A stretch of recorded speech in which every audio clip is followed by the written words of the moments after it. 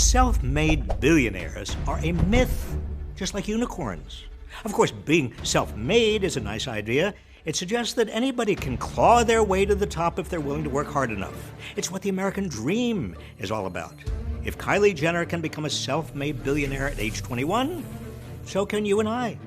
Even as wages stay stagnant and wealth inequality grows, it's a comfort to think that we're all simply one cosmetics company and some elbow grease away from fortune. Unfortunately, a nice idea is all it is. The origins of self-made billionaires are often depicted as a rags to riches, rise to the top fueled by nothing but personal grit and the courage to take risks, like dropping out of college or starting a business in a garage.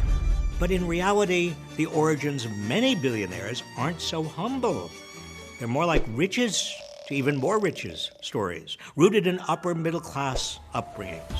How much risk did Bill Gates take on when his mother used her business connections to help Microsoft land a deal-making software for IBM? Elon Musk came from a family that reportedly owned shares in an emerald mine in Africa. Jeff Bezos' garage-based start was funded by a $250,000 investment from his parents. If your safety net to joining the billionaire class is remaining upper class, that's not pulling yourself up by your bootstraps, nor is failing to pay your fair share of taxes along the way. Along with Musk and Bezos, Michael Bloomberg, George Soros, and Carl Icahn have all gotten away with paying 0 federal income taxes some years. That's a big helping hand, courtesy of legal loopholes and American taxpayers who pick up the tab, all while our tax dollars subsidize the corporations owned by these so-called self-reliant entrepreneurs. Did you get a thank you card from any of them? I sure as hell didn't. Other common ways that billionaires build their coffers off the backs of others include paying garbage wages and subjecting workers to abusive labor conditions.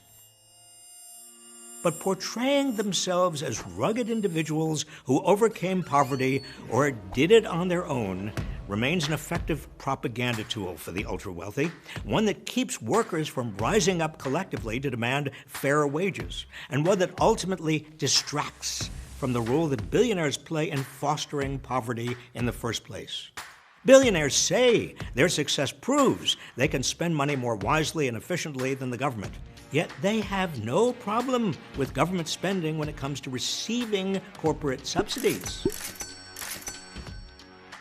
When arguing for even more tax breaks, they claim each dollar the government takes from them is a dollar less for their critical role in expanding prosperity for all Americans through job creation and philanthropy. Well, that's rubbish. 50 years of tax cuts for the wealthy have failed to trickle down. As a result of Trump's tax cuts, 2018 saw the 400 richest American families pay a lower tax rate than the middle class. And U.S. billionaire wealth grew by $2 trillion during the first 2 years of a pandemic that was economically catastrophic for just about everybody else. They want to have their cake and everyone else's cake and eat it too. Behind every 10-figure net worth is systemic inequality, inherited wealth, labor exploitation, tax loopholes, and government subsidies. To claim these fortunes are self-made is to perpetuate a myth that blames the wealth gap on the choices of everyday Americans. Billionaires are not made by rugged individuals. They're made by policy failures and a system that rewards wealth over work. Know the truth.